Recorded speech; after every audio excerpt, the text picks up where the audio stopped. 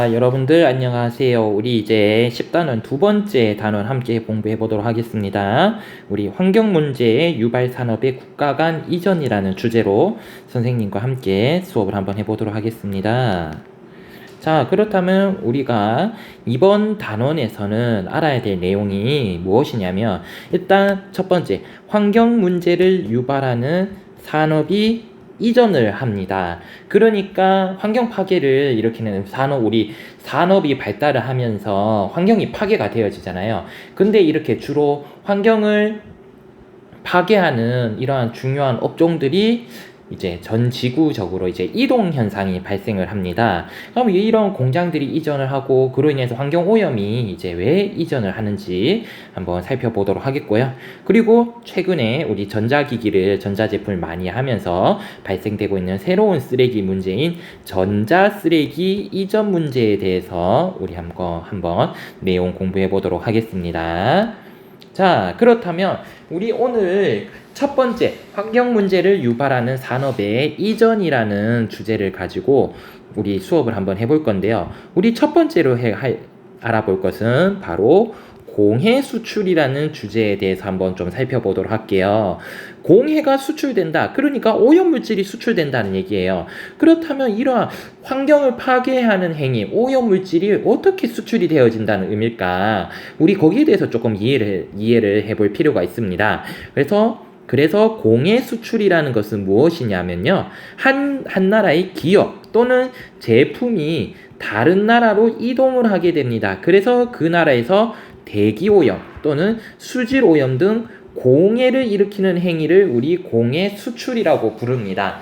즉 말하자면 우리 1학기 때 경제의 세계화를 하면서 특히 2차 산업의 세계화를 얘기를 잠깐 했었잖아요. 그래서 다국적 기업이 등장을 하고 이렇게 산업이 하나의 물건이 만들어지는 과정이 이제 그 한 나라 그 지역에서만 이루어지는 게 아니라 전 세계적인 범위에서 이루어진다라고 우리가 1학기 때 9단원을 배우면서 우리 공부를 했어요. 그렇다면 이 과정을 통해서 이러한 제품이 생산되는 과정에서 만들어지는 이제 각종 공해 물질 그리고 환경 오염 행위가 이제 단순히 어떤 한 지역의 문제가 아니라 이제 전 세계적으로 일어나는 문제로 바뀌었다라는 뜻으로 여러분들이 받아들이시면 되겠습니다. 그래서 오늘 배우는 것은요, 1학기 때 우리 배웠던 경제의 세계화 중에서 두 번째, 2차 산업의 세계화, 다국적 기업의 등장과 좀 많이 관련지어서 이해를 해주시면 굉장히 좋을 것 같습니다. 자, 그렇다면 이렇게 공해를 수출하게 된 원인이 무엇이냐? 원인이 중요할 것 같은데요. 산업이 발달한 선진국에서는 1970년대 이후에 자국 내에서 환경 문제를 유발하는 산업에 대한 규제를 강화합니다. 즉 우리가 다국적 기업 얘기를 하면서 다국적 기업의 산업 이러한 특히 제조업 같은 경우에는 해외로 빠져나간 이유가 가장 큰 이유가 무엇이냐면 선진국에서 노동비가 비싸지기 때문에 노동비를 절감하기 위해서 저렴한 노동력이 많은 개발도상국으로 이전을 한다고 했어요. 그게 주요한 이유기도 하지만 한편으로는 이러한 선진국의 삶의 질이 높아지고 선진국 주민들이 깨끗한 환경에서 거주하고 싶은 욕구가 굉장히 커지게 됩니다. 그로 인해서 물건을 생산하는 데 있어서 이제 많은 오염물질이 배출이 되는데 이러한 오염물질을 제거하기 위해서 수많은 비용들이 기업이 또 수많은 비용을 또 투자를 해야 되는 거예요. 그런데 기업 입장에서는 이게 손해잖아요. 왜냐하면 우리가 또 3단원 기업할 때 선생님이 또 강조를 많이 했었어요. 기업의 최대 목적은 최소 비용을 넣어서 최대 이윤을 얻어내는 건데 지금 선진국 같은 경우는 노동비도 비싸고 그리고 환경을 보호해야 되기 때문에 이러한 환경 때문에 들어가는 비용도 굉장히 많아지니까 선진국 입장에서는 환경을 보호하기 위해서 비용도 많이 들어가고 정부 입장에서 규제도 많이 들어가니까 이제 기업 입장에서는 기업 활동을 하기가 굉장히 어려워지게 되는 거예요. 그래서 어떻게 된다? 그 결과로서 선진국의 기업들이 여기 선진국의 기업들은 주로 그렇죠. 다국적 기업을 의미하겠죠? 다국적 기업들이 비교적 규제가 심하지 않는 개발도상국으로 진출을 하게 됩니다. 왜냐하면 개발도상국 같은 경우에 빨리빨리 경제를 개발시켜야 되기 때문에 환경보다는 경제 발전에 오히려 초점을 두고요. 그리고 주민들 역시 먹고 사는 게 중요하기 때문에 환경 보존보다는 먹고 사는 게 중요하기 때문에 기업들이 많이 들어와서 내가 일자리를 만들어주고 내가 거기 가서 일을 해서 돈을 버는 게 중요한 거지, 여기가 아직까지 뭐 환경 보존에 관심이고 이런 건 아니란 말이에요. 그래서 이러한 다국적 기업들, 특히 제조업 기업을 중심으로 이러한 환경적인 이유 때문에 공장을 이전하더라. 이로 인해서 공해 수출이라는 현상이 발생을 하고 있더라라는 거 우리 알아두셨으면 좋겠습니다. 그래서 선진국의 제철, 석유화학, 금속 등 특히 환경 문제를 일으키는 오래된 공장들이 어디로 가고 있더라? 주로 개발도상국으로 많이 이전을 하고 있더라라는 거 여러분들 알아두셨으면 좋겠습니다. 자, 그렇다면 환경 문제를 일으키는 산업들이 개발도상국으로 이동하는 이유는 무엇인가요? 우리 아까 전 거하고 좀 연결을 시켜야겠죠. 무엇이냐? 첫 번째, 개발도상국은 공해 유발 산업을 규제하는 법적 장치를 제대로 갖추지 못했다라는 겁니다. 즉, 아직까지 환경에 대한 인식이 낮기 때문에 개발도상국 같은 경우에 경제 개발에 많은 초점이 맞춰져 있고 환경 보존보다는 경제 개발이 더 중요하게 생각하기 때문에 이러한 환경을 보존하기 위한 많은 법적 제도들이 만들어지지 않은 상태입니다. 이러한 점이 있다라는 점. 두 번째, 공해 유발 산업의 이동을 통해 개발도상국의 저임금 노동력을 활용함과 동시에 환경 문제를 해결할 수 있기 때문입니다. 이거는 누구 입장이냐? 주로 그렇죠. 다국적 기업의 측면이죠. 다국적 기업에서는 기업의 입장에서 봤을 때는 이런 것을 오히려 이러한 공장들을 선진국에서 개발도상국으로 이동시킴에 따라서 개발도상국의 저임금 노동력을 활용해서 생산 비용을 떨어뜨릴 수 있고, 그리고 환경적인 규제도 덜 받기 때문에 비교적 자기들이 원하는 형태의 값싸고 저렴한 물건들을 많이 생산해낼 수 있다는 것들이 있기 때문에 이러한 것들이 맞아떨어지기 때문에 이러한 공해 수출이라는 현상이 우리 발생을 한다라고 보시면 되겠습니다. 자, 그렇다면 선생님 하나를 빠져먹었는데요.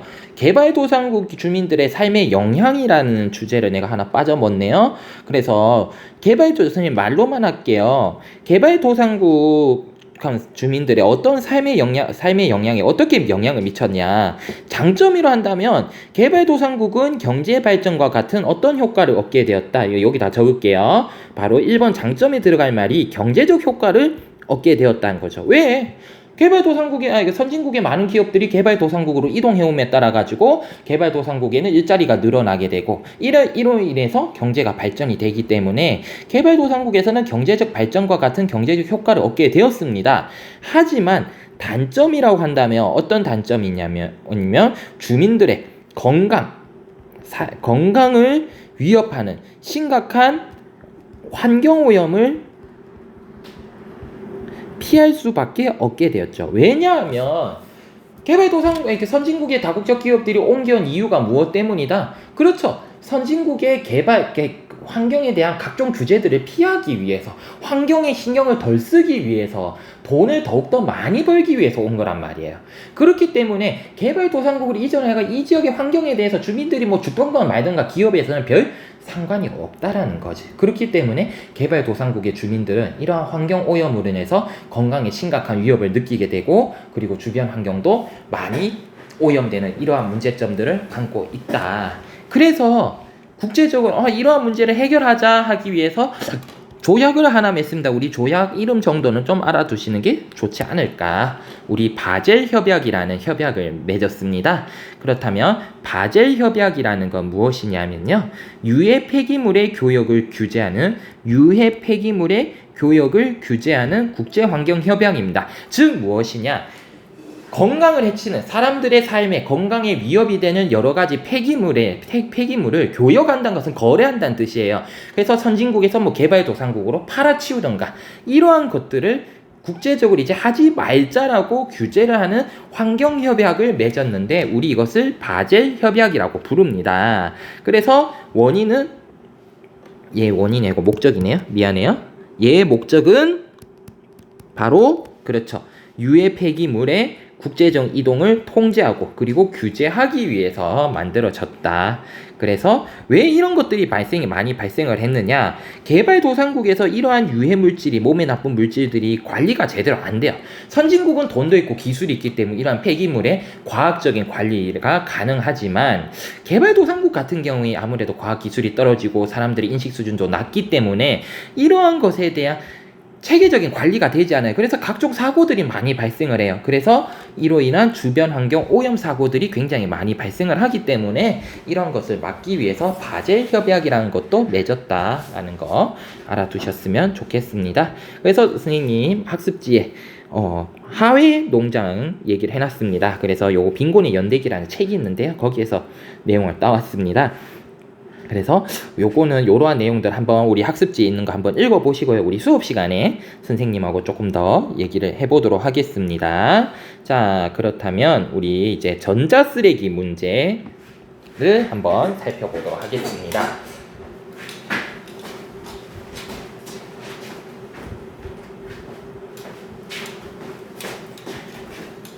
전자쓰레기를 한다면 이제 최근에 이제 전자제품들의 사용이 많이 늘어나게 되면서 늘어나게 된 쓰레기 문제가 우리 전자쓰레기 문제라고 볼 수가 있어요. 그래서 전자쓰레기라는 용어 자체도 이제 여러분들이 좀 알아두셨으면 좋겠습니다. 그러니까 의미 한번 보도록 할게요. 첨단 기능을 갖춘 전자제품이 새롭게 등장할 때마다 그 전에 사용하던 제품을 교체하면서 자연스럽게 버려지는 전자제품을 우리 전자쓰레기라고 부릅니다. 예를 한번 들어볼게요. 선생님이 지금 갤럭시 노트 9을 쓰고 있어요.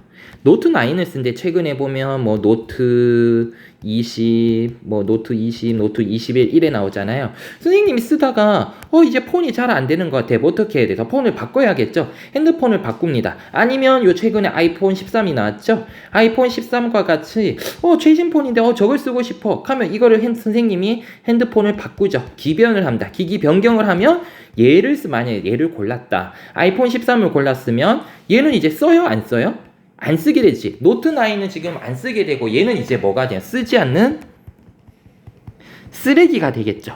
이렇게 쓰지 않는 전자제품, 새로운 전자제품을 사용함에 따라서 쓰지 않게 되는 전자제품이 등장하게 되는데 우리 이걸 전자쓰레기라 하고 여러분들도 아마 집에서 하는 전자쓰레기쯤은 하나, 두 개쯤은 이미 들고 있을 것 같습니다. 그만큼 우리가 알게 모르게 이미 우리 생활 속에 많이 발생하고 있는 쓰레기가 바로 이 전자쓰레기라고 생각을 하시면 되겠어요. 근데 이러한 전자쓰레기들이 이동을 합니다. 그럼 우리가 이 핸드폰을 처리를 한다면 가끔 가다가 이제 그거 있잖아요. 핸드폰 갖다 주면 핸드폰 안 쓰시는 핸드폰 갖다 주면 저희가 처리하겠습니다라고 하는 곳이 있어요. 그러면 이 핸드폰을 갖다 주면 이 핸드폰들은 도대체 어디로 갈까? 어떻게 처리가 될까라는 거예요. 이 쓰레기들이 이동을 합니다. 어디에서? 발생지는 대부분 산업화된 선진국에서 발생을 합니다. 그렇다면 얘들이 어디로 간다?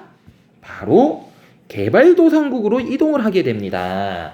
그럼 우리가 안 쓰는 이러한 전자제품들이 우리나라에서 처리되는 게 아니라 어디로 간다고?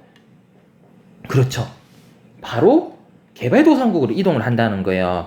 왜? 선진국에서는요, 전자쓰레기를 자기 나라에서 안전하게 처리할 수 있어요. 하지만 돈이 많이 든단 말이야. 그러니까 돈이 많이 들기니까 굳이 내가 이걸 돈을 들여가지고 해야 돼?